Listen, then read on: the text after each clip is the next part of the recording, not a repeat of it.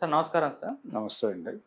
Sir Tamil Nadu మాజీ CM Jayalalithaa గారి ఆస్తులన్నీ కూడా ప్రభుత్వానికి మొత్తం కూడా ఇచ్చేయడంతో ఇప్పుడు ఆమె గురించి మరోసారి చర్చల్లోకొచ్చేసింది. అంటే ఆమె బయోగ్రఫీ గురించి కానివ్వండి, సినిమా జర్నీ గురించి కానివ్వండి, రాజకీయ ప్రస్థానం గురించి వీటన్నిటి గురించి చర్చించుకుంటున్నారు. అంటే జయలలిత గారు అసలు వివాహం ఎందుకు చేసుకోలేదు, శోభన్ బాబు గారితో ప్రేమ వ్యవహారం కూడా నడిచిందన్న అప్పట్లో రూమర్స్ వచ్చేసాయి కదా, వాటి గురించి వీటన్నిటి గురించి మరోసారి ప్రస్తావించుకోవడం చూస్తున్నాం సార్. మరి ఈ నేపథ్యంలో జయలలిత గారి గురించి మీరేం చెప్తారు? అంటే జయలలిత గారు వివాహం చేసుకోలేదు. ఆవిడ కుమారి జయలలితగానే ఉన్నారు. హ్మ్. కుమారి జయలలితగానే వెళ్ళిపోయారు కూడా ఆవిడ. ఆవిడ జీవితంలో వివాహం లేదు. అందుకే ఇప్పుడు ఆవిడ పెంపుడు కొడుకుని శశికళ మేనల్లుడిని ఆవిడ పెంపకానికి తీసుకున్నారు అప్పుడు. హ్మ్. ఆ తర్వాత ఆ ఫ్యామిలీతో కూడా ఆవిడకి భేదాభిప్రాయాలు వచ్చినాయి. వాళ్ళని దూరం పెట్టేశారు. ఓకే. అతని వివాహం సందర్భంగానే ఈవిడ వెల్త్ అక్రమంగా, అంటే ఈవిడ వెల్త్ ప్రొజెక్ట్ అయింది అప్పుడు ఆ ఈవెంట్ సందర్భంగా, ఆ పెళ్లి సందర్భంగా. అదొక గొడవ.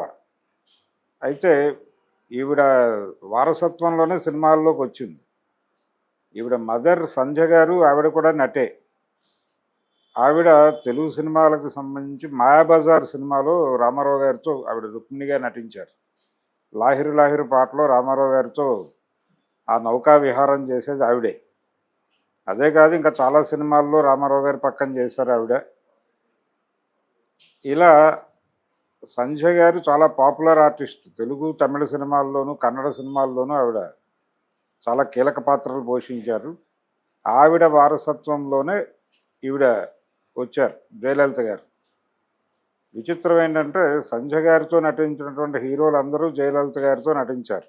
అంటే రామారావు గారితో సహా, రామచంద్రన్ గారు, ఇలా నడిచింది. శివాజీ గారు ఆవిడ అరంగేట్రానికి వచ్చి, ఆవిడ అంటే జయలలిత గారు అరంగేట్రం సందర్భంగా వారు వచ్చి ఆశీర్వదించారు. తర్వాత వారి పక్కన కూడా జయలలిత హీరోయిన్గా నటించడం మనం చూసాం. చాలా సినిమాలు శివాజీతో యాక్ట్ చేసింది ఆవిడ. రామారావు గారితో యాక్ట్ చేసింది. విఠలాచార్య గారి ఆధ్వర్యంలో వచ్చినటువంటి చాలా జానపద చిత్రాలు, అలీబాబా 40 దొంగలు, వీటన్నిటిలోనూ జయలలిత హీరోయిన్. అలాగే తెక్క శంకరయ్య, ఈ సినిమాలన్నింటిలోనూ ఆవిడే. దేవుడు చేసిన మనుషుల్లో కూడా జయలలిత గారే పేరు అన్నగారికి. నాగేశ్వరరావు గారి పక్కన కూడా చాలా సినిమాలు చేసింది ఆవిడ. కృష్ణ గారితో చేసింది. కృష్ణ గారితో గూఢచారి 116లో ఆవిడే హీరోయిన్. ఇలా ఆవిడ ప్రయాణం. ఆవిడ చాలా సక్సెస్ఫుల్ హీరోయిన్. పైగా సీన్ని చాలా పద్ధతిగా అర్థం చేసుకుని నటించే నటి అని ఆవిడకి ఒక పేరుంది. శోభన్ బాబు గారితో ఆవిడకి డాక్టర్ బాబు అనే సినిమా చేసింది ఆవిడ. ఆవిడతో నటించాలని శోభన్ బాబు గారి కోరిక. చాలా ప్రయత్నాల తర్వాత డాక్టర్ బాబు అనే సినిమా తమ్మారెడ్డి భరద్వాజ్ గారి అన్నగారు లెనిన్ బాబు ఆయన డైరెక్ట్ చేసిన సినిమా అది. ఆ సినిమాలో శోభన్ బాబు కోరి ఆవిడతో అయితే బాగుంటుంది అంటే అప్పుడు ఆవిడని తీసుకొచ్చి యాక్ట్ చేయించారు. అలా డాక్టర్ బాబు సినిమాలోనే కలిసి నటించారు వారు. ఆ తర్వాత ఈవిడ అంటే సెల్ఫ్ సెంట్రిక్గా ఉండేది ఆవిడ. ఆవిడకంటూ కొన్ని పద్ధతులు ఉండేవి. అలా ఆవిడ మొత్తానికి వివాహం పట్ల ఆవిడకి ఒక చిరాకు ఉంది. అయితే ఆవిడ పేరు ఇద్దరితో ముడిపడి నడుస్తూ ఉంటుంది బయట చర్చల్లో. ఎంజి రామచంద్రన్ గారితోనూ, అలాగే శోభన్ బాబు గారితోనూ. నిజానికి ఒక దశలో ఆవిడ ఎంజీఆర్కి కొంచెం పక్కకి జరిగారు కూడా. అంటే దానికి రకరకాల కారణాలు. ఆయన జీవితంలో కూడా జానకి రామచంద్రన్ గారు ఆయన వైఫ్ ఆవిడ. ఆవిడ కూడా సినిమాల్లో నటించి ఆయన వివాహం ఆడారు. ఆ తర్వాత ఆవిడ ఉండగానే జయలలితతో ఎఫ్ఐఆర్ ఉండేది అనే ప్రచారము ఉండేది. అలాగే ఇప్పటికీ ఉన్నటువంటి లత గారు ఇప్పుడు కూడా ఆవిడ మాట్లాడుతూ ఉంటారు. ఎంజీఆర్ లతగా ఆవిడకి ఒక పేరు. ఇప్పటికీ ఆవిడని ఎంజీఆర్ లత అనే పిలుస్తారు తమిళనాడులో. ఆవిడతో ఆయనకి ఏదో ఎఫ్ఐఆర్ ఉండేది అనేది ఒక ప్రచారం ఉండేది. అందులో వాస్తవం ఎంత అనేది ఎవరికి తెలియదు. అలా ఒక సమయంలో ఈవిడ్ని ఇక్కడి నుంచి ఢిల్లీ రాజకీయాల్లోకి పంపించి తమిళనాడు నుంచి కొంత దూరం పెట్టాడు ఆయన. తర్వాత ఆవిడ తిరిగి ఇక్కడికి వచ్చి, అంటే ప్రచార కార్యదర్శిగా ఉండేది ఆవిడ. పార్టీ ప్రచార కార్యదర్శి పదవి లత గారికి అప్పచెప్పి ఆవిడని పంపించారు. ఈ పంపించేయటం దగ్గర గ్యాప్ ఉంది వీళ్ళిద్దరి మధ్య అనే ప్రచారం జరిగింది ఆ టైంలో. ఎంజీఆర్కిను జయలలితకి. ఆ తర్వాత ఎంజీఆర్ గారి మరణానంతరం ఆ మరణం ఆయన చనిపోయిన సందర్భంగా జయలలిత గారిని చాలా ఇబ్బందులకు గురి చేశారు. పార్టీలో వాళ్ళే ఏడీఎంకే పార్టీలో వాళ్ళే చాలా ఇబ్బంది పెట్టారు. ఆ రోజున ఆవిడని బలవంతంగా ఆ వ్యాన్లో నుంచి దించేయటం లాంటి సంఘటనలు కూడా జరిగినాయి. అంతిమయాత్రలో రామచంద్రన్ గారి అంతిమయాత్రలో వాహనం నుంచి ఆవిడ దించేయటం, తర్వాత అసెంబ్లీలో ఆవిడని తీవ్రంగా అవమానించారు డిఎంకే వాళ్ళు. అవమానించి ఆవిడ చీరలాగే ప్రయత్నం చేశారు. కౌరవ సభ అంది ఆవిడ. ఆ తర్వాత ఆవిడ ఎన్నికల్లో గెలిచింది 91లో. గెలిచి ఆవిడ సీఎం అయిన తర్వాత తానేమిటి అనేది ప్రూవ్ చేసింది. అయితే ఇండస్ట్రీలో ఉండగానే ఆవిడ ఎంజీఆర్తో గ్యాప్ వచ్చిన సందర్భం కన్నా ముందే శోభన్ బాబుతో ఆవిడకు ఒక అఫైర్ ఉండేది అనేది ఒక ప్రచారం. వాళ్ళిద్దరికీ ఒక కూతురు ఉందని కూడా ప్రచారం. ఆ కూతురు ఈవిడే అని చెప్పి చాలా ఫొటోస్ సర్క్యులేషన్లో పెట్టారు. అయితే కాట్రగడ్డ మురారి గారు ఒకసారి ఆయన పుస్తకంలో ఎక్కడో రెఫర్ చేశాడు. ఆయన శోభన్ బాబుకి చాలా సన్నిహితుడు, ఒరే అని పిలుచుకునే రిలేషన్. ఆయన చాలా విషయాలు చాలా బోల్డ్గా రాశాడు ఆయన పుస్తకంలో, ఆయన జీవిత చరిత్ర పుస్తకంలో. ఎంత బోల్డ్గా రాశాడంటే వి మధుసూదన్ రావు గారికి కాంచన గారికి ఒక ఎఫ్ఐఆర్ ఉండేదని ఒక ప్రచారం ఉండేది. ఈయన చాలా అలవోకగా దాన్ని ఆ విషయం నిజమే అన్నట్టుగా ప్రపంచం ముందు పెడతాడు మురారి. ఎలా అంటే ఓ రోజు మధుసూదన్ రావు గారితో ఏదో పని ఉండి ఆయన కలవటం కోసం ప్రయత్నం చేశాను. ఆయన కాంచన గారి ఇంట్లో ఉన్నారని తెలిసి అక్కడికి వెళ్ళి మాట్లాడాను, ఆయన అక్కడే ఉండేవాడు అని రాశాడు ఈయన. అంటే ఒక నిర్ధారణ, బయట ప్రచారంలో ఉన్నటువంటి దానికి ఒక నిర్ధారణ ఇచ్చినట్టుగా చదివిన వాళ్ళు అనుకున్నారు. ఆయన నేను అలా చెప్పలేదు కదా అన్నాడు తర్వాత ఒక ఇంటర్వ్యూలో. ఆయన ఆ టైంలో అక్కడ ఉన్నారు, అక్కడే ఉంటారని తెలిసి వెళ్ళాను, నేను అదే రాశాను. అయితే మురారి గారు కూడా ఈ విషయం ప్రస్తావించాడు. ఈ ఎఫ్ఐఆర్కి సంబంధించిన ప్రస్తావిస్తూ కొన్ని ఫొటోస్ సర్క్యులేషన్లో ఉన్నాయి. ఆవిడ వడ్డన చేస్తూ శోభన్ బాబు గారికి వడ్డన చేస్తున్నటువంటి ఫొటోస్ బయట ఉన్నాయి, రిలీజ్ అయ్యి ఇంటర్నెట్లో అవైలబుల్ ఆ ఫోటోలు. అయితే మురారి గారు ఏం చెప్తారంటే కొన్ని సినిమాలు ఆవిడ ఇంట్లో షూటింగులు జరుపుకున్న సందర్భాలు ఉన్నాయి జయలలిత గారి ఇంట్లో. ఈయన గోరింటాకు సినిమా కూడా కొంత అక్కడ షూట్ చేశారు. ఒక ధనవంతుల ఇల్లు అవసరమై అక్కడ షూట్ చేశారు, ఆ ఇంట్లో ఆవిడ పర్మిషన్ తీసుకుని. ఆ సందర్భంగా ఆవిడ మీరు బయట ఎక్కడ భోజనాలు అవి బయట నుంచి వద్దు, ఇక్కడే ఏర్పాటు చేస్తానని ఆవిడే చెప్పి ఆ రోజు వడ్డను కూడా ఆవిడే చేశారు. ఆ సందర్భంగా తీసిన ఫోటోలు మిగిలిన వాళ్ళందరినీ అవాయిడ్ చేసి ఈ ఫొటోస్ మాత్రమే బయట సర్క్యులేట్ అవుతున్నాయి అన్నట్టుగా ఒక మాట చెప్పాడు ఆయన. చెబుతూ ఆ సినిమా షూటింగ్ కావచ్చు, ఇంకేదైనా సినిమా షూటింగ్ కావచ్చు, కొన్ని సందర్భాల్లో సినిమాల్లో ఉన్నటువంటి ముఖ్యులకి ఆవిడే వడ్డన చేసినటువంటి సందర్భాలు ఉన్నాయి. అలాంటి సందర్భంలో తీసిన ఫోటోలు తప్ప వాళ్ళిద్దరూ కలిసి కాపురం చేసిన వ్యవహారం అయితే కరెక్ట్ కాదు అన్న ధోరణిలో ఆయన రాశాడు. ఇలాంటి వ్యక్తీకరణ అంటే ఆవిడతో ఒక క్లోజ్ అసోసియేషన్ ఉండేది శోభన్ బాబుకి. ఆవిడ విపరీతంగా బుక్స్ చదివేవారు, ఈయన చదివేవాడు. అలా వాళ్ళిద్దరికీ ఒక సాహిత్య ఒక ఏరియాలో వాళ్ళిద్దరికీ కనెక్టివిటీ ఉండేది. అందుకని వారు తరచూ మాట్లాడుకునేవారు. వారి మధ్య ఇంకేదో ఉందన్నట్టుగా కూడా ప్రచారాలు జరిగాయి అనే మాట చాలామంది చెప్పారు. కానీ ఉండొచ్చు అంటే ఒక దేన్ని మనం తప్పుగా అనుకోలేము. అది పర్సనల్ గొడవ, జయలలిత గారి పర్సనల్ గొడవ, శోభన్ బాబు గారి పర్సనల్ గొడవ. ఒకరికి ఒక రిలేషనే ఉండాలి అని రూల్ ఏం లేదు, ఎవరు ఎలాగైనా ఉండొచ్చు. అది ప్రపంచానికి ప్రాబ్లం కానంత కాలం. ఆయన పర్సనల్ లైఫ్లో దాని రిఫ్లెక్షను, లేకపోతే ఆవిడ పర్సనల్ లైఫ్లో దాని తలకాయ నొప్పి ఎరైజ్ అయినప్పుడు సమాజం అటువైపు చూస్తుంది. కానీ ఇక్కడ గొడవ ఏంటంటే జనాలు క్యూరియాసిటీ. చాలామందికి అలాంటి రిలేషన్స్ ఉన్నాయనే పద్ధతిలో ప్రచారాలు జరిగేవి ఆ రోజుల్లో.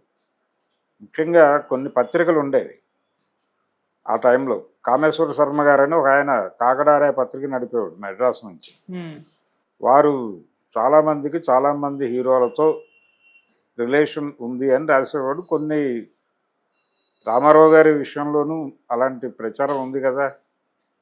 కృష్ణకుమారి రామారావు అనే ఒక స్టోరీ చాలా పాపులర్ స్టోరీ ప్రపంచం ముందు. అలాగే దేవిక గారు ఎన్టీ రామారావు గారు అనే స్టోరీ కూడా చాలా పాపులర్ ఇలాంటి కథలు ఉన్నాయి చాలా. ఇందులో కొంత వాస్తవం ఉండొచ్చు, ప్రపంచం క్యూరియస్గా చెప్పుకున్నవి కావచ్చు. నేను ఇప్పుడు చెప్పిన రామారావు గారి రెఫరెన్స్లో చెప్పిన దానికి కొన్ని ఆధారాలు ఉన్నాయి, కొంతమంది నిర్ధారించిన సందర్భాలు కూడా ఉన్నాయి. శోభన్ బాబు గారి జీవితంకి సంబంధించి ఆకళ్ళ రాఘవేంద్ర గారు, అది ఆయన రాసిన పుస్తకమే కానీ శోభన్ బాబు గారి టోన్లో రాశాడు ఆయన. ఆ శోభన్ బాబు గారి టోన్తో రాసినటువంటి పుస్తకంలో కూడా ఈ విషయం ప్రస్తావిస్తాడు, కానీ నిర్ధారింపులు ఉండవు దానిలో. అంటే ఒక ఏరియాలో వాళ్ళిద్దరికి ఒక కనెక్టివిటీ ఉండేది అనేది అందరూ చెప్పే మాటే. అలాగే డాక్టర్ బాబు సినిమాకి ముందు ఆయనే కోరుకున్నారు ఆ సినిమాలో ఆవిడని పెట్టాలని, అలాగే ఆవిడతో యాక్ట్ చేయాలని ఈయన కోరుకున్న మాట వాస్తవం. చాలా ఇంటర్వ్యూల్లో ఆయన మాట్లాడాడు ఓపెన్గానే. ఆ తర్వాత ఆయనకు సంబంధించిన ఒక ఆస్తి వివాదం ఏదో, ఓ ప్రాపర్టీకి సంబంధించిన ఏదో ప్రాబ్లం వస్తే గవర్నమెంట్ వైపు నుంచి వస్తే ఆయన స్ట్రైట్గా వెళ్ళి ఆ ప్రాబ్లం సాల్వ్ చేయించుకున్నాడు. ఆయనకి ఆవిడతో ఉన్నటువంటి సాన్నిహిత్యం రీత్యా అనేది అప్పుడు ప్రచారమైంది. ఒక కాంప్లెక్స్ ఏదో గవర్నమెంట్ దీనిలో ఉంది, అది నోటిఫైడ్ ఏరియాలో ఉంది, అది పాల్గొట్టేస్తారు అనేదో ప్రచారం జరిగినప్పుడు ఆయన వెళ్ళి ఆ సమస్యని సానుకూలంగా సాల్వ్ చేసి దానికి ఏదో కొంత డబ్బులు కట్టి ఆ సమస్య పరిష్కారం చేసుకున్నాడు అని వచ్చినప్పుడు తమిళ పత్రికల్లో వీళ్ళకున్న ఎఫ్ఐఆర్ గురించి రాశారు. అదొక పంచాయతీ. అప్పుడు మళ్ళీ చర్చలోకి వచ్చారు వీళ్ళిద్దరు. అలా చాలా సందర్భాల్లో వీళ్ళ ఎఫ్ఐఆర్ గురించి ప్రపంచం మాట్లాడుకుంది, కానీ నిర్ధారణలు లేవు. ఆ కూతురు అనే పేరుతో ఒక ప్రచారం ఉంది, అది వాస్తవం అని నేను అనుకోవడం లేదు. అలా అంత దాకా తెచ్చుకునేటువంటి పరిస్థితి ఉందా? శోభన్ బాబు చాలా వెల్ ప్లాన్డ్, వెల్ డిజైన్డ్. ఆయన పుస్తకం పేరే పరుగు ఆపడం ఒక కళ అని రాసుకున్నాడు. అంటే ఆయన ఆచరణలో నుంచి ఈయన పెట్టిన టైటిల్ అది, ఆకళ్ళ రాఘవేంద్ర గారు. అలా శోభన్ బాబు గారు నన్ను హీరోగానే ప్రజలు గుర్తుపెట్టుకున్నారు, ఒక అందాల నటుడు అనేటువంటి ముద్ర వాళ్ళ మనసుల్లో ఉంది. నేను ఇప్పుడు ముసలి వేషాలు వేసేస్తే అది ఆ ఫోటో చెరిగిపోతుంది వాళ్ళ మనసుల్లో. ఆ ఫోటో చెరిగిపోవడం నాకు ఇష్టం లేదు, అందుకని నేను ఓల్డ్ ఏజ్ క్యారెక్టర్లు చేయను అని చెప్పాడు. చేయలా. చాలామంది ఆయన్ని అప్రోచ్ అయ్యారు తర్వాత, పూరి జగన్నాథ్ లాంటి వాళ్ళు. పూరి జగన్నాథ్ గారు ఒక 2 కథలు పట్టుకుని వెళ్ళాడు ఆయన దగ్గరికి. ఒకటి అందులో ఈ అమ్మా నాన్న తమిళమ్మాయిలో ప్రకాష్ రాజు గారు చేసిన క్యారెక్టర్ ఆయనతో చేయించాలని అనుకున్నాడు ఆయన, కానీ ఆయన చేయనని చెప్పాడు. అలాంటి ప్రపోజల్స్ వెళ్ళినప్పటికీ ఆయన అంగీకరించలేదు, చేయనని చెప్పాడు. అలాగే నిలబడ్డాడు చివరి వరకు. అలాగే మీడియా నుంచి ఎవరైనా ఇంటర్వ్యూలు కావాలని వెళ్ళినా కానీ ఆయన ఎంటర్టైన్ చేసేవాడు కాదు. మాట్లాడతాను, మీరు రాసుకోండి అంతే తప్ప కెమెరా పెడితే నేను మాట్లాడనని చెప్పేవాడు. ఈటీవీ వాళ్ళకు ఒకసారి కాన్బర్ట్ సిచ్యుయేషన్లో ఆయన ఒక ఇంటర్వ్యూ ఇచ్చాడు. అది కూడా చాలా వెల్ డిజైన్డ్ ఇంటర్వ్యూ. ఆయన పాత శోభన్ బాబు లాగానే కనిపిస్తాడు, ఆ గెటప్ అదంతా డిజైన్ చేసుకుని వచ్చి కూర్చుని మాట్లాడాడు. ఆయన అలవోకగా మాట్లాడటం కాదు. ఆయన ఈ గ్లామర్కి సంబంధించి చాలా ప్రికాషన్స్ తీసుకునేవాడు. అట్లా ప్రికాషన్స్ తీసుకుని ఇచ్చిన ఇంటర్వ్యూ అది. ఇలా శోభన్ బాబు గారు అంత డిజైన్డ్గా ఉండే మనిషి అంత వేగ్గా వ్యవహరిస్తాడా? వాళ్ళిద్దరికీ ఒక కూతురు ఉందని ఒక ఫోటో సర్క్యులేట్, ఎవరిదో ఫోటో వీళ్ళిద్దరు కూతురు అని చెప్పి బయట మార్కెట్లో సర్క్యులేట్ చేసినటువంటి సందర్భం ఉంది. అందుకని జయలలిత, శోభన్ బాబు ఎఫ్ఐఆర్ అనేది ఒక తెలుగువారి తీపి జ్ఞాపకాల్లో ఒక జ్ఞాపకం అంతే. దాన్ని ఆ మేరకే చూస్తే బెటర్. Okay sir. అలా ఆవిడకి వివాహము కాలేదు ఎంజీఆర్తోనూ, అలాగే శోభన్ బాబుతోనూ. ఈ కథలు మాత్రం మార్కెట్లో ఉన్నాయి. ఫైనల్గా ఆవిడకి పిల్లలు లేరు, కోట్ల రూపాయల ఆస్తులు ఉన్నాయి. ఆ ఆస్తుల కోసమే శశికళ ఆవిడ దగ్గరికి చేరింది అనేది కూడా ఒక ప్రచారం ఉంది. ఈ ఆస్తులు ప్రొక్యూర్ కావడానికి ఆవిడ పొలిటికల్ లైఫ్ ఒకటే కాదు, ఆవిడకి సినిమా లైఫ్ చాలా ఉంది. ఆవిడ తెలుగు, తమిళ, కన్నడ సినిమాల్లో ఆవిడే హీరోయిన్ ఒక దశలో. కాబట్టి ఆవిడ చాలా సంపాదించింది, సినిమాల్లో సంపాదన చాలా ఉంది. ఇప్పుడు వాళ్ళు చెప్తున్నటువంటి ఆ 30 కిలోలు, 27 కిలోలు, 30 కిలోలు ఏదో చెప్తున్నారు బంగారం. ఈ బంగారము, ఆభరణాలు, 750 జతల చెప్పులు ఉన్నాయి ఆవిడకి, 10,000 చీరలు ఉన్నాయి. ఇవన్నీ సినిమాలకు సంబంధించిన ప్రొక్యూర్మెంట్ కావచ్చు. ఏదైనా కానీ ఇంత సంపద ఇప్పుడు ఎవరికి కాకుండా పోతుంది అనేది జనాల బాధ. ఆవిడకి ఒక కాకినాడ రిలేషన్ కూడా ఉండేది. అంటే సంజయ్ గారి ద్వారా సంజయ్ గారు ఒక ఒక డివోర్స్ తీసుకున్నారు ఆవిడ. ఆ సందర్భంగా కాకినాడ రిలేషన్ కూడా ఉంది వీరికి. ఆవిడ పిఏపి సుబ్బారావు గారి సినిమా ఒక దానిలో మనుషులు మమతలు సినిమా నాగేశ్వరరావు గారి సినిమాలో ఆవిడ బికినీతో యాక్ట్ చేశారు. ఉమ్, అది కాకినాడలో ఒక ఇది పెట్టారు, కటౌట్ పెట్టారు. దానికి ఆ ఫ్యామిలీకి చెందిన వాళ్ళు చాలా బాధపడ్డారని ఆ రోజుల్లో చెప్పుకునేవాళ్ళు. అది వాస్తవమా కాదా అనేది ఎవరికి తెలియదు, కానీ ఇలాంటి కథనాలు అయితే పత్రికల్లో వచ్చేవి ఆవిడకి సంబంధించి, ఆవిడ రెఫరెన్స్లో. ఈ కథలు అందరి మీద వచ్చేవి, భానుమతి గారి మీద, ఇలా రకరకాల పద్ధతుల్లో రాసేవాళ్ళు. నిజాల కంటే కూడా ఎక్కడో ఏదో ఒక చిన్న లీడ్ ఉంటుంది, ఆ లీడ్ పట్టుకుని ఒక కథ రాయటం అనేది ఒక ప్రోగ్రామ్గా నడిచేది. అట్లా ఈవిడ మీద కూడా ఎఫ్ఐఆర్లు, పత్రికల్లో వచ్చిన ఎఫ్ఐఆర్లే ఆధారం.